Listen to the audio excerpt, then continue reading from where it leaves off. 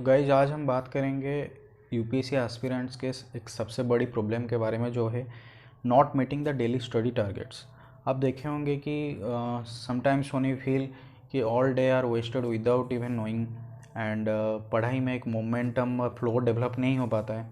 तो ये क्यों होता है जनरली? तो इस वीडियो को हम 7 स्टेप में डिवाइड करेंगे, एक एक स्टेप को समझेंगे। 7 स्टेप में इस प्रॉब्लम को हम रूट से ख़त्म करेंगे, ठीक है। ये क्यों होता है, कैसे होता है। हम यूजुअली क्या करते हैं, हमारा जो टाइम टेबल है, जितने भी आवर का टाइम टेबल हम बनाते हैं उसको ओवर एक्सपेक्ट करते हैं। अगर हम 6 घंटे के लिए प्रिपेयर हों, हम 8 घंटे या 10 घंटे के लिए उसको बना देते हैं। इसको बोलते हैं over expectation of the hours in the time table. Okay, तो इसके वजह से हम अपने जो डेली टारगेट होता है उसको कभी भी अचीव नहीं कर पाते हैं, या ऐसे चलने से हम उसको अचीव कर भी नहीं पाएंगे। ओके, तो इसका जो पहला सोल्यूशन है वो है एक्सपेक्ट आज पर योर कैपेसिटी। ओके, आपका जितना कैपेसिटी है उतना आवर ही आप एक्सपेक्ट कीजिए। ओके, सेकेंड सोल्यूशन इसका है एक focus on the quality of study, not the quantity of study.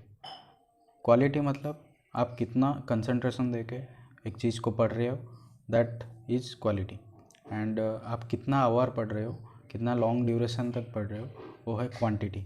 So rather than focusing on the quantity of study, you should focus on the quality of study. Okay, but एक normal student का जो focus duration होता है एक दिन में, that is up to 5 to 6 hours.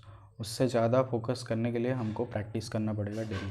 But UPSC like exam ज़्यादा study our demand करता है, that is minimum of 8 to 10 hours. तो इस सिचुएशन में हम क्या करें? तो इसकी सल्यूशन के लिए अब हम सेकेंड स्टेप में जाते हैं, that is ready your body for expected hours. That is ready your body for expected hours. जैसे कि मैंने बताया, यूपीएससी लाइक कम्पिटिटिव एग्ज़ाम को क्रैक करने के लिए आपको 8 to 10 hour of concentrated study चाहिए। तो इस सिचुएशन में बॉडी को कैसे रेडी करें? तो इसका जो पहला सोल्यूशन है दैट इज़ एक्सरसाइज। एक्सरसाइज करने से क्या होता है, हमारा जो ब्रेन होता है उसमें बहुत सारे अच्छे न्यूरोकेमिकल्स प्रोड्यूस होते हैं, तो उसके वजह से आपका प्रोडक्टिविटी इंक्रीज हो जाता है। Okay, second step is do a 5 minute meditation. At least दिन में 5 मिनट मेडिटेशन करने से आपका जो ब्रेन में सेरोटोनिन नाम का जो केमिकल है और डोपामाइन जो केमिकल है वो बैलेंस होके रहता है, जिसके वजह से आपको दिन भर मोटिवेटेड फील होता है एंड आपका प्रोडक्टिविटी मिनिमम 5 टाइम इंक्रीज हो जाता है, ठीक है। एंड आपका जो रिमेंबरिंग कैपेसिटी है, मेमोराइजिंग कैपेसिटी है, वो बढ़ जाता है। So the third solution is take small breaks. आप स्टडी के इन बिटवीन, आप अगर लॉन्ग आवर स्टडी कर रहे हैं 2 आवर या 3 आवर में आपको एक 15 मिनट ब्रेक लेना चाहिए। ये ब्रेक बहुत इंपॉर्टेंट होता है। ब्रेक आपके ब्रेन को एनर्जाइज करता है एंड आपके ब्रेन को रीसेट करता है, ताकि आप नेक्स्ट स्टडी सेशन में आपका फुल पोटेंशियल के साथ फोकस कर पाएँ, ठीक है। ये सब करने के बाद भी अगर आप थर्ड स्टेप को फॉलो नहीं करते हो, देन आपका जो प्रोडक्टिविटी है, पढ़ने के बाद भी जो रिजल्ट आने वाला है वो नेगेटिव ही आएगा। सो the third solution is content selection. अगर आप एग्ज़ाम ओरिएंटेड कंटेंट ठीक से सिलेक्ट नहीं करते हैं तो आपको जितना भी अच्छे से पढ़ो या जितना भी फोकस के साथ पढ़ो, आपको नेगेटिव रिजल्ट ही आने वाला है। तो इसका जो पहला सोल्यूशन है that is understand the syllabus completely. अगर आप यूपीएससी की तैयारी कर रहे हैं तो यूपीएससी का जो सिलेबस है, जो यूपीएससी का ऑफिशियल नोटिफिकेशन पे आता है, आप उस ऑफिशियल नोटिफिकेशन के सिलेबस को डाउनलोड करके उसको completely point by point understand करना चाहिए। Then after understanding the syllabus completely, उस सिलेबस को कुछ पार्ट में डिवाइड करके उस पार्ट के लिए आपको डेफिनेट जो बुक लिस्ट है, आपको एक लिस्ट तैयार करना है। जो जो बुक बहुत ज़्यादा इम्पोर्टेंट है और बेसिक है, उसका एक लिस्ट तैयार करना है एंड उस लिस्ट को फिक्स करना है। ऐसा नहीं है कि उस लिस्ट में बाद में कुछ एडिशन हो या कुछ सब्सट्रैक्शन हो। आपको एक बेसिक लिस्ट ऑफ बुक, जैसे कि यूपीएससी के केस में जो एनसीईआरटीज होते हैं और जो बेसिक बुक्स रिक्वायर्ड्स होते हैं, आपको उसको फिक्स करना है, उसमें चेंजेस नहीं लाना है, ठीक है। देन इसके लिए जो तीसरा सोल्यूशन है that is practice previous year questions.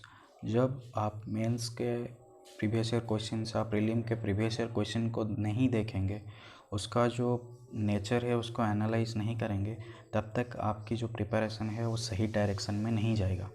तो आपको मेंस का क्वेश्चन अगर आप नहीं लिख रहे हैं, इतना नॉलेज डेवलप नहीं हुआ है, तब आप क्या कर सकते हैं, उस क्वेश्चंस को बैठ के एनालाइज कर सकते हैं कि क्वेश्चन कौन से रेंज से आ रहा है, सिलेबस की कौन से पार्ट से आ रहा है, सिलेबस की कौन से कीवर्ड से आ रहा है, तो उसको कैसे अप्रोच करना चाहिए। आप जो टॉपर्स का जो नोट्स है, आंसर राइटिंग नोट्स, उसको फॉलो कर सकते हैं कि टॉपर्स कैसे लिखते हैं। ये सब आप कर सकते हैं with previous year question. And prelim के लिए आपको प्रीवियस ईयर क्वेश्चन अटेंड करना चाहिए सब्जेक्ट वाइज। सपोज आपको पॉलिटी या जो भी सब्जेक्ट में ज़्यादा इंटरेस्ट हो, उस सब्जेक्ट का क्वेश्चन उठा लो और उस सब्जेक्ट का जो पर्टिकुलर यूपीएससी का प्रीवियस ईयर क्वेश्चन है उसको प्रैक्टिस करो। तो ये है तीसरा सोल्यूशन। ये सब के बाद भी अगर आप 4th स्टेप फॉलो नहीं करते हो, देन टाइम टेबल कभी भी सक्सेसफुली फॉलो नहीं हो पाएगा। ये गारंटीड है, कभी फॉलो नहीं हो पाएगा।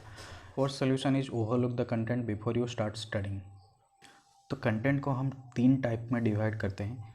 एक है वीडियो कंटेंट, एक है पीडीएफ कंटेंट एंड एक है physical book content. Okay, video content में आपको ड्यूरेशन के ऊपर ध्यान रखना है। पीडीएफ कंटेंट में आपको पेज और फॉन्ट साइज़ पे ध्यान रखना है। बुक कंटेंट में आपको सिर्फ पेज पे ध्यान रखना है। ओके, कोई भी वीडियो देख रहे हैं उसके पीपीटी पे जाइए और पीपीटी पे जो भी हेडिंग्स है उसको देख के उसको विजुअलाइज कीजिए, ठीक है। एंड अगर आप बुक पढ़ रहे हैं, देन बुक का जो स्पेसिफिक टॉपिक है उस टॉपिक में जाइए और टॉपिक में जो हेडिंग्स है उसको देख के विजुअलाइज कीजिए। अगर दूँ आज एग्जांपल, अगर मैं आपको बताऊं कि if I am reading about physical geography and if I am reading arts interiority in that, उसमें मैं क्या करूंगा कि उसका जो एक एक हेडिंग है उसको मैं पहले आइदर लिख लूँगा, नहीं तो उसको देख के ही विजुअलाइज कर लूँगा। विजुअलाइज करने से क्या होता है, वो टॉपिक आपके ब्रेन में एक स्टोरी की तरह फॉर्म हो जाता है, जिसके वजह से आप जो भी पढ़ने वाले हैं उससे नेक्स्ट वो बहुत ज़्यादा अच्छे से आप रिटेन कर पाएंगे अपने ब्रेन में, और नेक्स्ट टाइम जब रिवाइज करेंगे आपको कोई भी दिक्कत नहीं होगा, ठीक है। आफ्टर दीज 4 स्टेप्स ऑल्सो क्या होता है कि कभी कभी हम अपना कंटेंट के लिए जितना टाइम असाइन किए हुए होते हैं उतना टाइम में उसको ख़त्म नहीं कर पाते हैं। तो अभी आते हैं 5th स्टेप में, जो इसका सल्यूशन है, that is calculate the expected time, how much time it will take to read that content you are deciding. अगर मैं 10 पेज की एक टॉपिक पढ़ने की कोशिश कर रहा हूँ, 10 पेज को ख़त्म करने के लिए मुझे कितना टाइम चाहिए, वो टाइम मुझे पहले डिसाइड करना है। Then I will read the topic as step I have mentioned. Expected time आपको कैसे पता चलेगा? एक्सपेक्टेड टाइम आपके स्पीड के ऊपर डिपेंड करता है। आप कितना स्पीड से पढ़ते हो, उसको रिटेन कर पाते हो, ये आपको खुद के साथ एक्सपेरिमेंट करके पता चलेगा। ओके, तो अगर हमको अपनी स्पीड नहीं पता है, देन हम एक्सपेक्टेड टाइम में भी उसको ख़त्म नहीं कर पाते हैं। तो क्या होता है कि हम उस एक्सपेक्टेड टाइम की लिमिट को क्रॉस कर लेते हैं उस टॉपिक को ख़त्म करने के लिए, ठीक है। तो उस केस में आते हैं 6th स्टेप में। जो 6th स्टेप है वो है calculate the actual time it took for 1 chapter of that content और 1 unit of that content which you are reading. अगर आप एक वीडियो देख रहे हो उसमें तो टाइम फिक्स रहता है।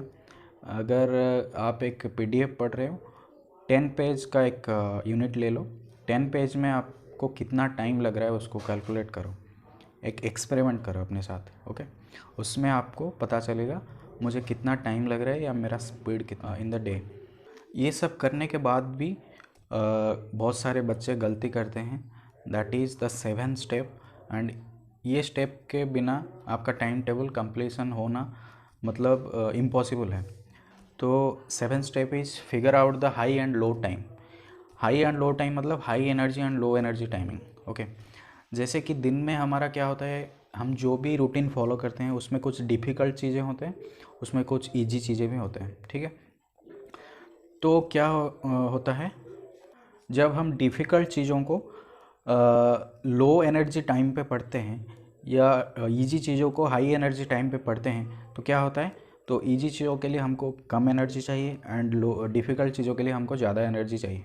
तो इसके लिए हमको क्या करना है, हमारा जो बॉडी का पैटर्न है उसके हिसाब से हमको फिगर आउट करना है कि हाई एंड लो टाइम हमारा क्या है। जैसे मॉर्निंग में एनर्जी ज़्यादा होता है, इवनिंग तक आने से एनर्जी डाउन होता है, फिर रात के टाइम 8-9 PM से फिर से एनर्जी थोड़ा डाउन होता है। कई कई बच्चों को जो भी रात में पढ़ते हैं आफ्टर 11 PM उसका उन लोगों का हाई एनर्जी टाइम होता है। तो आपके बॉडी के हिसाब से आपको फिगर आउट करना है कि आपका high energy time and low energy time क्या है। आपको हाई एनर्जी टाइम में डिफ़िकल्ट चीज़ को पिक करना है एंड लो एनर्जी टाइम में जो ईजी कंपैरेटिवली है या आपको ईजी लगता है उस चीज़ों को पिक करना है। ओके, तो अगर आप इस 7 चीज़ों को कम्प्लीटली एंड डेडिकेटेडली फॉलो करते हैं, आई प्रॉमिस कि ये जो डेली टारगेट का इशू है आपका कम्प्लीटली सॉल्व हो जाएगा। ओके, ये चैनल प्राइमरीली यूपीएससी के लिए डेडिकेटेड है एंड आप इस चैनल को सब्सक्राइब कर दीजिए ताकि इस तरह का कंटेंट जो कि इंटेलिजेंट कंटेंट है आपको मिलती रहे। ओके।